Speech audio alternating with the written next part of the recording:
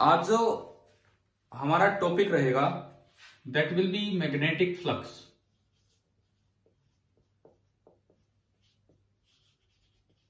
Magnetic flux ये वैसा ही है जैसा इलेक्ट्रिक फ्लक्स होता था, फाई और नीचे बी लगा देते हैं, वी फॉर मैग्नेटिक फील्ड। देखो मैग्नेटिक फ्लक्स का क्या मतलब है। अगर मैं क्वालिटेटिव मीनिंग की बात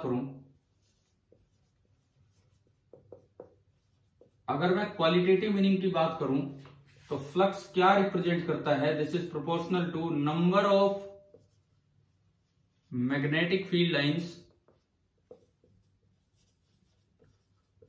crossing any surface.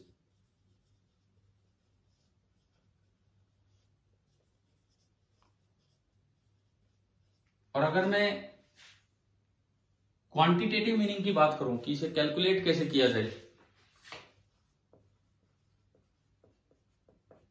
Quantitative meaning की बात करूं तो मैग्नेटिक फ्लक्स का फॉर्मूला होगा integral of B dot d s, या फिर कुछ स्पेशल केसेस में फ्लक्स हो जाएगा वी डॉट एस। अभी बताता हूं ये क्या है। डॉट प्रोडक्ट स्केलर होता है कि वेक्टर होता है? डॉट प्रोडक्ट का जो रिजल्ट आता है वो स्केलर होता है। मैं बता देता हूं, ये जो डॉट प्रोडक्ट होता है जिसमें cos थीटा आता है, ये रिजल्ट स्केलर होता है। तो इससे एक बात तो यही हमें पता लग जानी चाहिए कि magnetic flux is a scalar quantity. अब देखो पहले हम आते हैं क्वालिटेटिव मीनिंग पे। सबसे पहले हम आ रहे हैं क्वालिटेटिव मीनिंग पे कि it represents number of magnetic field lines crossing any surface. इसका क्या मतलब है? देखिए जैसे सपोज कीजिए ये कोई फील्ड लाइंस यूं बनी,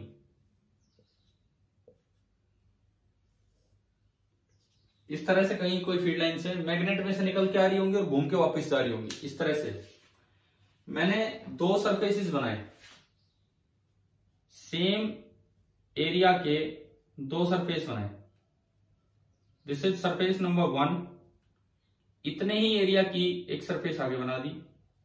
दिस इज सरफेस नंबर 2। आप बताओ सरफेस 1 में से इस डायग्राम में कितनी फील्ड लाइंस निकल के गई है? 3। और सरफेस 2 में से कितनी फील्ड लाइंस निकल के जा रही है? 1। तो किस में ज्यादा फील्ड लाइन निकल के गई? 1 में से। तो क्वालिटेटिवली आप कंपेयर कर सकते हैं, तो आप ये बोल सकते हैं कि flux through 1 is greater than flux through 2। और यहीं पे अगर एक सरफेस ऐसी बना दी जाए यूं इसके प्लेन में, तो क्या कोई फील्ड लाइन इसको क्रॉस करके गई है या केवल पैरेलल निकल गई? पैरेलल निकलेंगी। तो क्वालिटेटिव मीनिंग हमें बताता है कि 530 होगा। ये मतलब है क्वालिटेटिव मीनिंग ऑफ फ्लक्स का। This is the meaning of qualitative meaning of flux. This is the मतलब ये इस तरीके से आप देख सकते हैं कि भाई फ्लक्स 0 है या नॉन जीरो है, और कम है या ज्यादा है। देखो यार, आप लोगों को मैंने कल भी बोला था अपना माइक म्यूट कीजिए, या फिर मैं सबके माइक म्यूट कर दूंगा। जिसकी तरफ से आवाज आ रही है वो अपना माइक म्यूट कीजिए।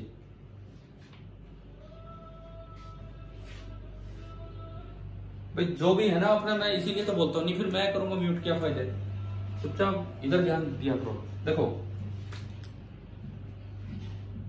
ये 3 आपके सरफेसेस बनाए और मैंने qualitative meaning of magnetic flux clear किया।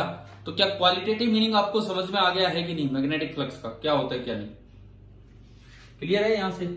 ठीक है। अब हम चलते हैं क्वांटिटेटिव मीनिंग की तरफ। क्वालिटेटिव मैं हटा रहा हूं यहां से। अब हम चलते हैं फ्लक्स के क्वांटिटेटिव मीनिंग की तरफ।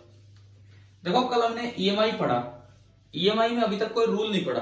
अब ईएमआई में जो फैराडे का जो रूल पढ़ेगा वो फ्लक्स रूल है, तो फ्लक्स की टर्म्स में है। तो पहले आपको मैग्नेटिक फ्लक्स स्टडी करना होगा क्या है, तब उससे आगे बढ़ पाएंगे। क्वांटिटेटिव डेफिनेशन क्या कहती है सुने। सपोज ये कोई एक सरफेस है, कोई भी ये सरफेस है, और मैं कह रहा हूं भाई इसमें से कोई फील्ड निकल के जा रहा है, फील्ड लाइन निकल के जा रही है, और मैग्नेटिक फील्ड यहां है बी। तो आप क्या करेंगे, इस पे छोटा सा एलिमेंट मान के उसके एरिया वेक्टर हमेशा सरफेस के परपेंडिकुलर होता है। एरिया वेक्टर की जो डायरेक्शन होती है सरफेस के परपेंडिकुलर होता है, और उस छोटे से एरिया को बोलते हैं डीएस। इधर मान लो मैग्नेटिक फील्ड है और बी और डीएस के बीच का एंगल है थीटा, तो इस छोटे से एरिया में से जो फ्लक्स होगा डी फाई, उसकी डेफिनेशन होती है बी डॉट डीएस, और पूरे में से अगर निकालना हो तो आप इसका क्या कर देंगे, इंटीग्रेशन कर देंगे। तो पहला फॉर्मूला तो ये है। दूसरे फॉर्मूले पे मैं आऊंगा अभी, कब लगेगा कब नहीं, लेकिन पहले एक बार पहला फॉर्मूला यूज करके आपको दिखाते हैं कि फ्लक्स किस तरीके से इस, देखो ये कोई भी एक सरफेस आपको दी गई है और इसको फील्ड लाइंस क्रॉस करके जा रही है, जैसे एक लाइन मैंने दिखाई, और आपसे पूछा जाए कि इस सरफेस में से मैग्नेटिक फ्लक्स बताओ, तो आप इस सरफेस का एक छोटा सा एरिया मानो डीएस, और डीएस हमेशा सरफेस के परपेंडिकुलर होगा। फिर यहाँ पे मैग्नेटिक फील्ड दिखाओ बी और डीएस के बीच का एंगल मान लो थीटा, और इस छोटे से सरफेस में से ग्रीन कलर का जो दिखाया उसमें से फ्लक्स की डेफिनेशन होती है B dot ds. B dot ds का मतलब है magnitude of B, magnitude of ds और इनटू दोनों के बीच के एंगल का कोस थीटा, ये होता है डॉट प्रोडक्ट। और ये लाने के बाद आप उसका इंटीग्रेशन कर देंगे, इंटीग्रेशन का मतलब सम होता है, तो पूरी सरफेस में से फ्लक्स आ जाएगा। जैसे मैं अप्लाई करके आपको दिखाता हूं एक बार, ये चीज देखो,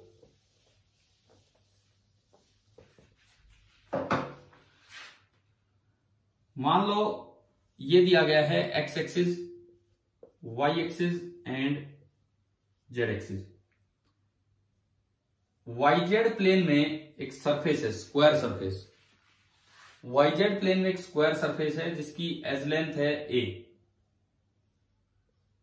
ये है, और बोला गया है कि यहां कुछ फील्ड लाइंस हैं जो इस डायरेक्शन में है, मतलब आगे एक्स एक्सिस के अलोंग, तो इसको क्रॉस करके फील्ड लाइंस निकल रही हैं, जैसे भी जा रही होंगी इसको क्रॉस करके फील्ड लाइंस निकल रही हैं। लेकिन फील्ड बोला गया है जैसे जैसे आप ऊपर जाओगे फील्ड बढ़ेगा। क्वेश्चन में हमें ये दिया गया है, मैं एक क्वेश्चन की तरह ले रहा हूं इसे, कि अगर आप यहां से वाई डिस्टेंस ऊपर गए तो उस जगह जो फील्ड है वो आगे की तरफ है, और वो बी की वैल्यू दी है k into Y, where k is a positive constant, where k is a positive constant. तो इसका मतलब जैसे जैसे ऊपर जाओगे b की डायरेक्शन तो x के अलोंग है, परंतु b का मैग्नीट्यूड y पे डिपेंड कर रहा है, तो ऊपर जाओगे तो y बढ़ेगा तो b बढ़ेगा, यानी कि सबसे नीचे देखते हो b थोड़ा कम है, इससे ऊपर b थोड़ा बढ़ गया, और ऊपर गए b और बढ़ गया, और ऊपर गए b और ज्यादा हो गया। ये मुझे एक सरफेस दी गई है, और इस नॉन यूनिफॉर्म फील्ड का, देखो ये फील्ड यूनिफॉर्म है कि नॉन यूनिफॉर्म, यहां से देख के बताओ, क्योंकि y बढ़ने पे बढ़ रहा है। इस नॉन यूनिफॉर्म फील्ड का आपको स्क्वायर सरफेस से फ्लक्स निकालना है। सपोज यही हमने सवाल ले लिया कि find the flux of the non uniform field, जो कि आपको यहां दिखाया गया है, find the flux of the non uniform field through the square surface.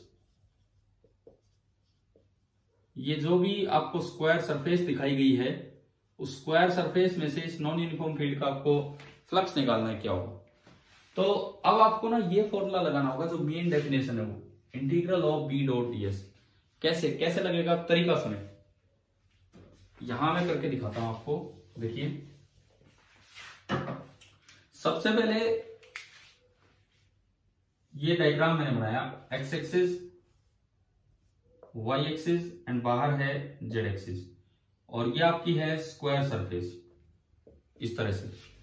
पहला काम ये होगा कि आपको एक एलिमेंट मानना होगा, कैसे, देखिए आप यहां से किसी वाई हाइट पे गए और एक लाइन लगा दी, बिल्कुल यूं, इस लाइन पे वाई कोऑर्डिनेट फिक्स है, केवल जेड चेंज होता जा रहा है बाहर की तरफ, वाई कोऑर्डिनेट फिक्स है। ये जो लाइन है यहाँ पे वाई कोऑर्डिनेट बिल्कुल फिक्स है, केवल जेड कोऑर्डिनेट चेंज हो रहा है। तो जहां वाई फिक्स होगा वहां बी आगे की तरफ है, और यहां बी आगे की तरफ है, और बी कितना है, के इंटू वाई। इस पूरी लाइन पे बी आगे की तरफ है एंड बी आपका है के इंटू वाई। क्या ये डायग्राम यहां तक समझ में आया, इतना ठीक है। अब एलिमेंट कैसे मानना होता है सुनो, आप थोड़ा सा और आगे गए डी वाई, और ये एक स्ट्रिप बना दी, मैंने थोड़ा आगे जाके एक स्ट्रिप बना दी। आप ही बताओ इस स्ट्रिप का एरिया कितना है, एक रेक्टेंगुलर स्ट्रिप बनी, इसका एरिया कितना है, बोलो। ए इंटू डी वाई। और जो एरिया एक वेक्टर होता है, एरिया वेक्टर की डायरेक्शन सरफेस के परपेंडिकुलर होती है, तो जो डीएस वेक्टर होगा वो आगे दिखा दिया और उसका मैग्नीट्यूड हो गया ए इंटू डी वाई। अब पहले मैं लिख लूं इसमें से फ्लक्स डी फाई, इस छोटे से एरिया में से फ्लक्स, तो उसकी डेफिनेशन होती है B dot d s. Dot product में आता है दोनों का magnitude into cos theta. B का मैग्नीट्यूड कितना उस स्ट्रिप पे, रेड स्ट्रिप पे, के वाई। डीएस का मैग्नीट्यूड कितना है और उन दोनों के बीच का एंगल कितना है, बी और डीएस के बीच का 0, दोनों सेम डायरेक्शन में, cos 0 1। तो मेरे पास डी फाई आ गया के ए, ये तो कांस्टेंट है, y इंटू डी वाई। अब अगर टोटल फ्लक्स चाहिए तो आप इसको इंटीग्रेट कर दीजिए, तो इंटीग्रेट करोगे तो k और a तो कांस्टेंट है, बाहर आ गया, अंदर बचा integral y d Y. y की लिमिट बताओ, आप यहां से स्टार्ट हुए यहां तक जाना है, तो y की इनिशियल वैल्यू तो यहां दिख रही है 0, y की फाइनल वैल्यू बताइए यहां कितना है, कितना है a, तो y की लिमिट लगेंगी 0 से a। इंटीग्रेशन करना आता है क्या हमें थोड़ा बहुत? देखो ये आपकी मतलब ये कहो कि पढ़ाई का स्तर थोड़ा इंप्रूव हो चुका है, लेवल थोड़ा बढ़ गया है। हम लोगों ने तो 11th मिड में जाके कहीं इंटीग्रेशन सीखे थे, इंटीग्रेशन और डिफरेंशिएशन। 9th 10th में तो जिक्र नहीं होता था इन चीजों का। y रेस्ट टू पावर 1, तो बताओ इसका इंटीग्रेशन क्या होगा, क्या होगा, y स्क्वायर बाई 2। पता है पावर एक बढ़ाई और बढ़ी हुई पावर से डिवाइड कर दी, ठीक है।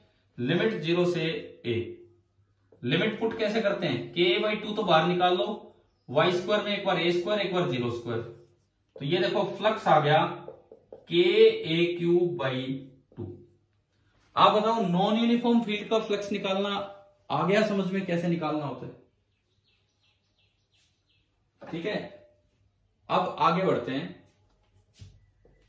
अब मैं एक स्पेशल केस की तरफ चलूंगा जहां पे हमें इंटीग्रेशन की जरूरत ना पड़े।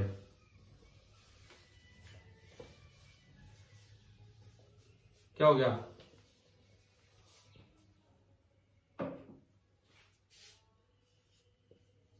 कोई बच्चा रुकने के लिए बोल रहा था क्या? स्पेशल केस सुनिए।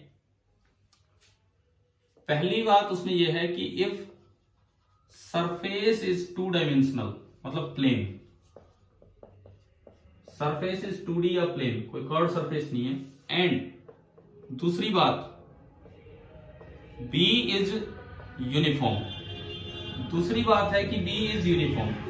अब B यूनिफॉर्म का क्या मतलब है, देखो B यूनिफॉर्म दो तरीके से हो सकता है, with respect to time and with respect to position. एक ऐसा B हो जो टाइम के साथ चेंज ना हो, और एक ऐसा भी हो जो जगह के साथ चेंज ना हो। तो ये किसके रेस्पेक्ट में भी यूनिफॉर्म चाहिए हमें, टाइम के रेस्पेक्ट में या प्लेस स्पेस के रेस्पेक्ट में? हाँ, ये होना चाहिए विद रेस्पेक्ट टू पोजीशन। ये जो हमें बी चाहिए यूनिफॉर्म, ये होगा विद रेस्पेक्ट टू पोजीशन। अगर ऐसा है तो देखो फ्लक्स की डेफिनेशन है इंटीग्रल बी डॉट डीएस। अब बी यूनिफॉर्म है तो बी इंटीग्रेशन से बाहर आ जाएगा, क्योंकि हर जगह चाहे आप डीएस यहां मानो उस एरिया में, चाहे वो रेड ग्रीन जो भी बनाया था, डीएस बीच में मानो ऊपर मानो कहीं मानो, बी सेम है तो बी बाहर आ गया, डॉट इंटीग्रल डीएस। और इंटीग्रल डीएस होता है टोटल एरिया, तो एक छोटा फॉर्मूला हमारे पास आ गया बी डॉट एस। लेकिन बी डॉट एस तब लगना होगा, बी डॉट एस तब लगना होगा जब ये दोनों कंडीशन सेटिस्फाई हो रही हो, सरफेस 2 डायमेंशनल हो और बी यूनिफॉर्म। देखो इसमें मैसेज आ चुका है कि 10 मिनट ही बचे हैं, वैसे मुझे 30 मिनट हुए तो नहीं है स्टार्ट हुए, पता नहीं इसमें जल्दी आजकल आने लग गया मैसेज। 40 मिनट भी आप ज्वाइन कर लेते हो तभी, आप ज्वाइन करते हो तभी स्टार्ट हो जाती है मीटिंग।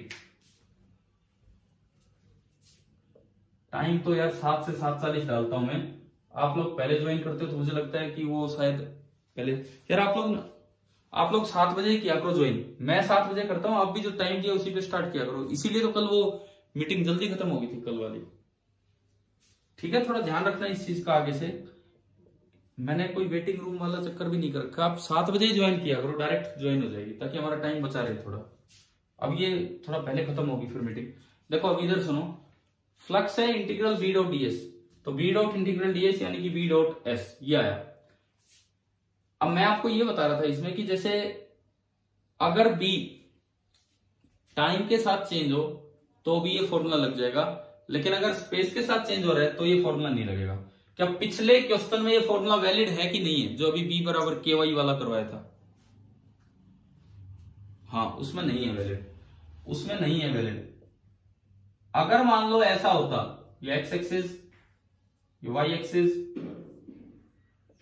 ये Z axis, X axis, Y axis and Z axis, इस तरह का होता, और इसमें यही सेम एरिया, ये भी ए और ये भी ए, वही सेम चीज है, लेकिन आपको बी दे दिया होता, बी बराबर बी नोट है और हर जगह ये कांस्टेंट है, तो अब आपको कोई एलिमेंट मानने की जरूरत नहीं है, कोई इंटीग्रेशन करने की जरूरत नहीं है, डायरेक्ट फॉर्मूला लगाएंगे। क्या फॉर्मूला लगाएंगे?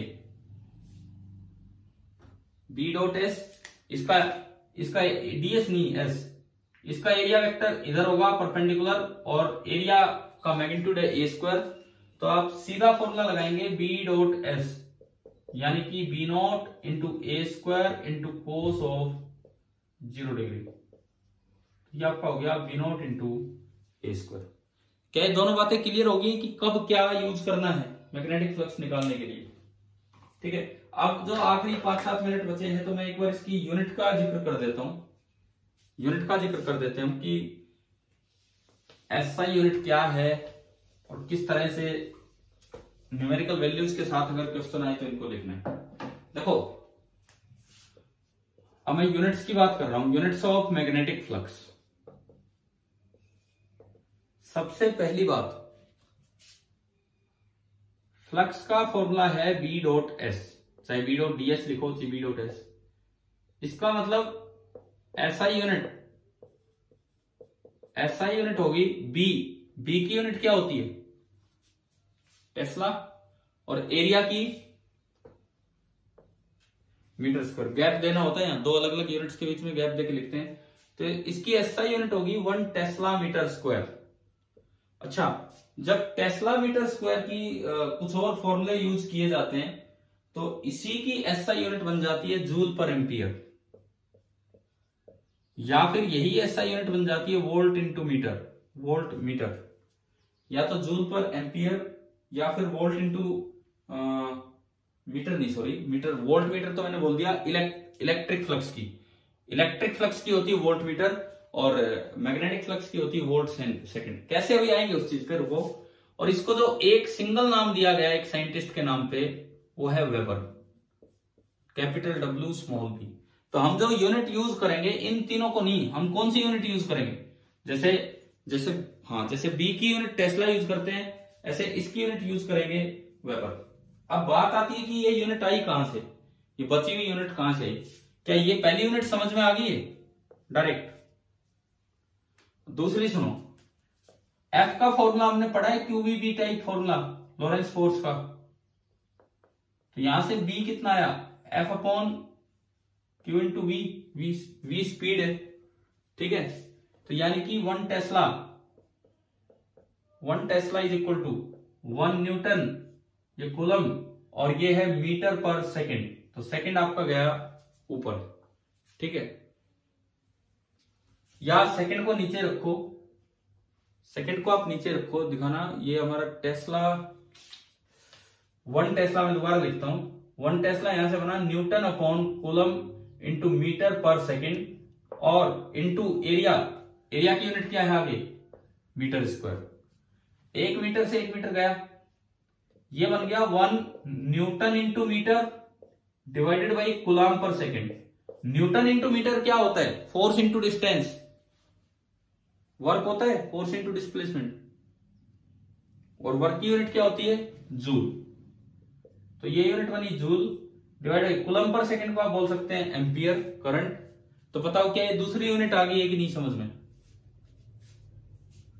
तीसरी यूनिट आप यहीं से देख लो, जूल एम्पियर को आप लिखा रहने दो, कूलम पर सेकंड, सेकंड ऊपर चला जाएगा, और जूल पर कूलम क्या होता है? Work done per unit charge, potential.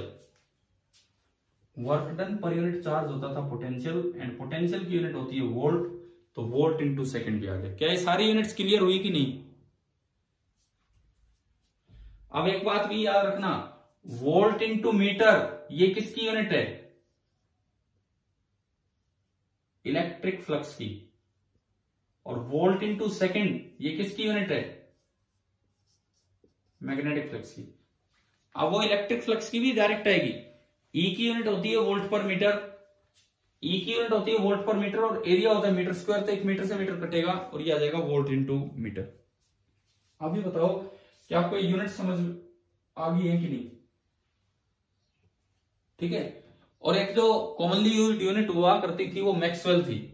इनके अलावा एक और कॉमनली यूज्ड यूनिट मैक्सवेल थी, मैक्सवेल साइंटिस्ट के नाम पे, कैपिटल एम स्मॉल एक्स। अब एक वेबर, एक मैक्सवेल का मतलब था 1 गॉस सेंटीमीटर स्क्वायर। एक मैक्सवेल का मतलब था 1 गॉस सेंटीमीटर स्क्वायर। और देखो एक वेबर में कितने मैक्सवेल होंगे, सुने।